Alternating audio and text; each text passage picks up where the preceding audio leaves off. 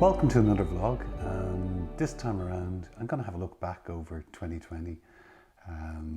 It's been a disruptive year for many of us, both from a work point of view and also in our hobbies. And with photography, travel restrictions have obviously impacted what we photograph and the approach we take to our photography. So what I'm going to do is tell a little story behind 12 images that I've taken this year and selected to be in a little calendar here that I've printed up. And firstly, it's worth noting the company that I use to print the calendar is a company called colorcalendars.com, and I'd highly recommend them. I only print these calendars for friends, family and neighbours. I love doing it. It's difficult at the end of every year to pick 12 images, and for that reason I tend to put a B list on the back, so of another 12 images, the ones that didn't make it into the main calendar. But that being said, each of the photographs in here that I'm going to walk through now were taken in 2020, with the exception of one, the front cover. And the reason I included this is it's an image that I've reworked this year, and it has a personal meaning in that we stayed in the little cabin here on the Lofoten Islands, being overlooked by the mammoth Ostend mountain, and that's the only photograph that's not taken in 2020. So let's jump in to the screen here, and I'll walk through each of the images starting with January. So the first three images in the calendar, January, February and March, were all taken on a trip to the south coast of Iceland in late February, just before the COVID-19 lockdown kicked in. So I was lucky enough to get away, and what a place to get away to. I was treated with wonderful light on most days, and this destination, Stockness, Westerhorn, this was the trigger for the trip. I really wanted to visit this location. It's a once in a lifetime location to visit, and it did not disappoint.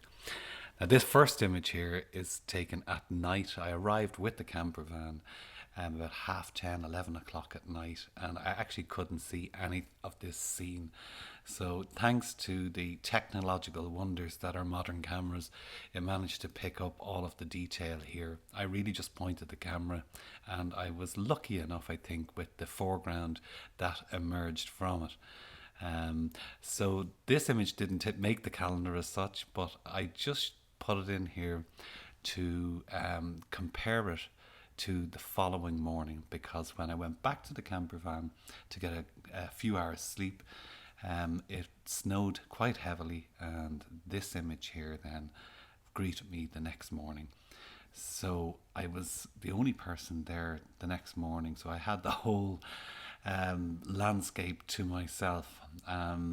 But if you walk on any of the white snow, not only are footprints visible, but the black sand beneath the snow becomes visible. So it totally ruins a shot if you walk into the scene and then back. So I carefully walked across the scene rather than going forward and ruining any potential composition. Subtlety isn't a word that you use to describe Stockness, but I think I've got a subtle image here, and it's quite different to anything I've seen on Instagram or 500 pixels or so forth. What I like about the image is just that beautiful soft morning light hitting the dune to the right, and then a very subtle shift into shade and back into the morning light on the left hand side, and then the early morning sun hitting the peaks of Stockness. Some cloud would have been nice. I was hoping for some high altitudinal cloud, but it really didn't materialize once the sun came up. So that's January. February then is Easterhorn, not far from Westerhorn. Obviously it's further east along the coast, about an hour's drive. And what stands out for me in this image is the sea. So even though you have the mammoth ridge of the Easter Horn is centre in the image, the sea was tumultuous. It was enormous waves crashing on the rocks, and it was actually quite unnerving and frightening. And I initially went down to use the wide angle lens and get a close up of the actual waves breaking on the rocks. But by God, I moved back quickly enough when I realised just how unpredictable those huge waves coming in were. So that's February. And March, then, if we move on the way back to Reykjavik, the DC tree, the crashed DC tree, crashed in 1973 tree, lies flat on this immense area of black sand between the road and the beach as such. And it's a magnificent landscape, very desert-like. And this tourist curiosity that is the crash plane is a sight to behold. And I questioned whether I'd go down to take an image of it, but I'm so glad I did. And I'd highly recommend that if you're travelling along the south coast of Iceland, go down and have a look at that plane, because it really is a sight to behold. And the weather I got down there was fantastic. I got out of there's a bus that takes you down. I got out of the bus, ran down so that there's no other tourists in the shot, and the heavens opened with sleet, and there's a lovely little bit of colour on the horizon. It's about 3 hours or so before sunset. So the next image is from County Mayo, and we took a camper van to County Mayo over the course of 10 days. Later on in the year, I think it was September. And this image is one of my favourites from that trip. We actually arrived here looking for a rare bird, and it wasn't to be found. And I walked out onto the cliff, and this scene unfolded, and I just love it. And it's a 15 stop, I think a 4-minute exposure or so, and I really think it works well. I love that lion's head shaped rock, and the colours and the difference in colours between the warmth of the cliff and the cool colours in the foreground, and then the cool tones of the Atlantic really make it for me. So that's April. May is the Vartu Reservoir, and this is a scene I drive past anytime I'm heading up into the Wicklow Hills to do a little bit of photography. And most times I wouldn't stop the car, but early in the morning, on a calm morning when there's mist forecast, it's a fantastic scene, and it changes from something very ordinary into something quite magical. So moving on to June, we have Dumbriste, again from the County Mayo camper van trip, and I spent a number of hours on a sunset. We stayed overnight close to the sea stack, and then I went back up for sunrise, which was quite muted. No colour in this, unfortunately, but still I like the image. Again, another very long exposure, I think an 8-minute exposure here. I love the little wisps of white in the sea, and the stack itself reminds me of a ship at sea, a lost ghost ship as such at sea.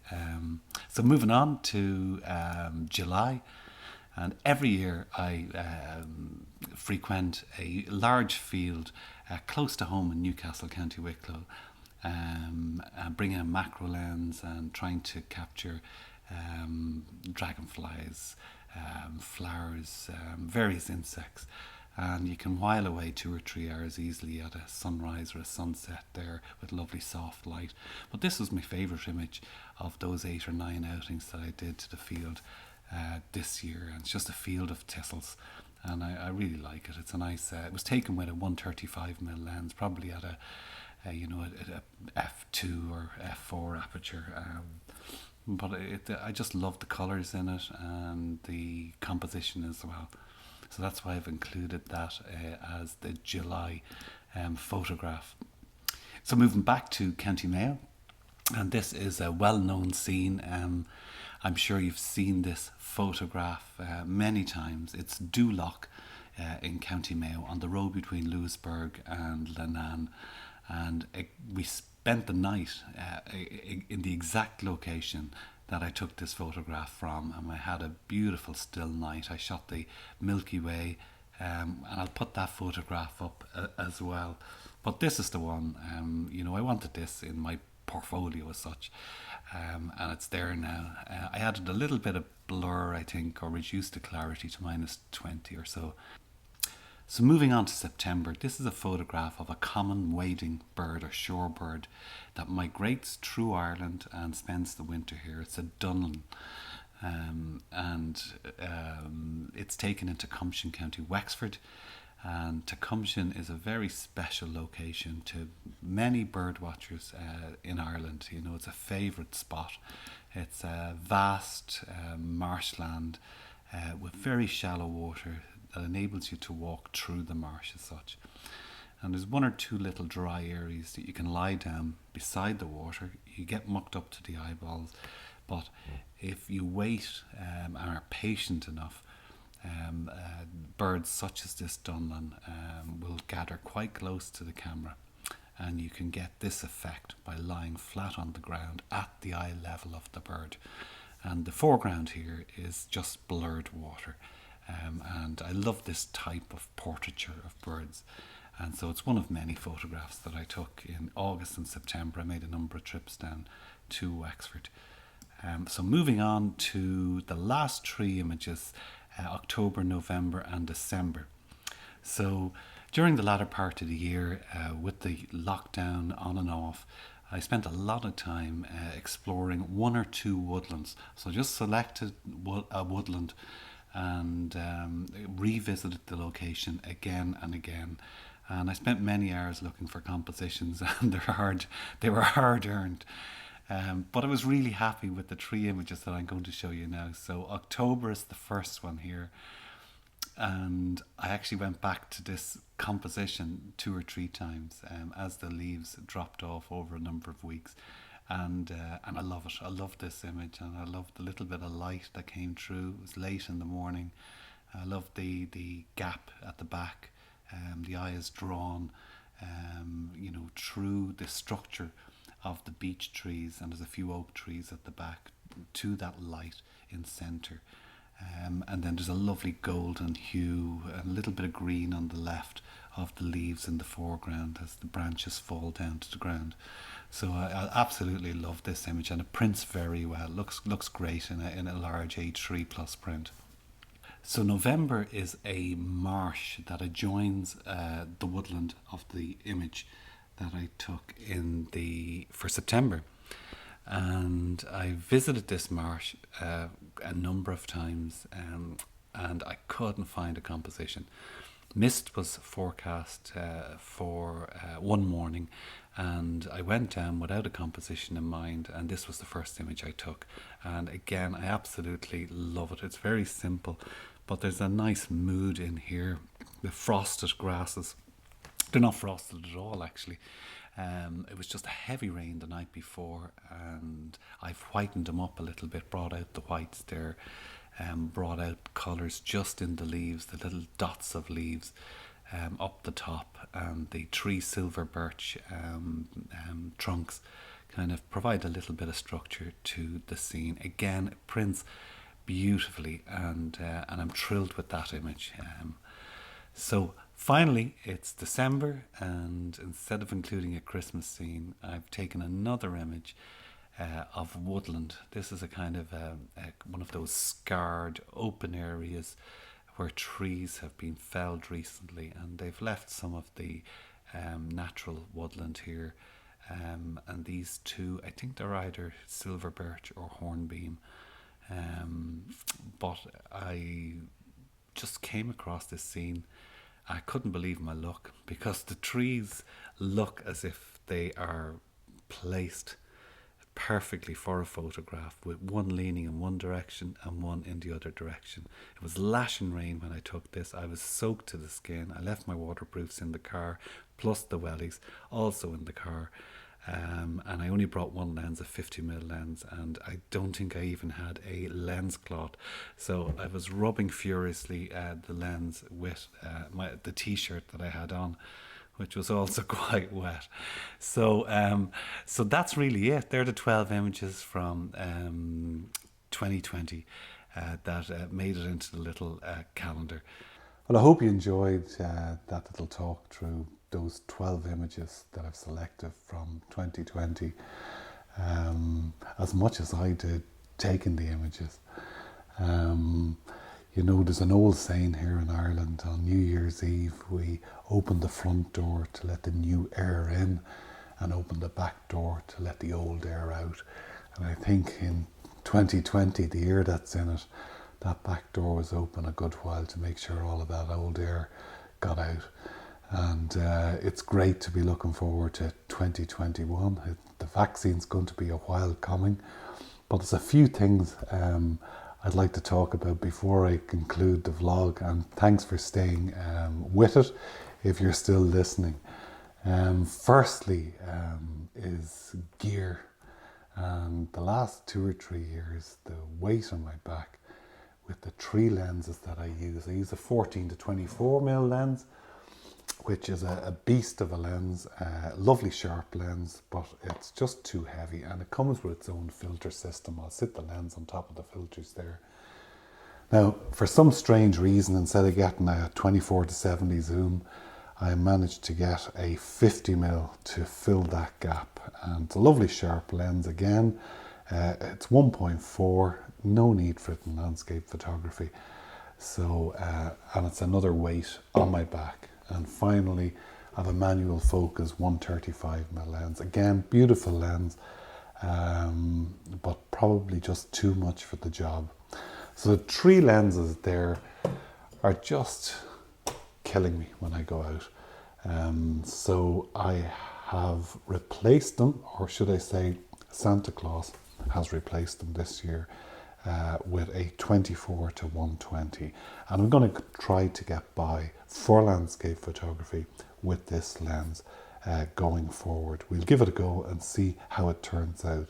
And in the first vlog of 2021, with regards to landscape photography, I'll, if you're interested, I'll provide some kind of not a scientific review as such, but just my feedback on this lens compared to the 3 lenses that I have been using.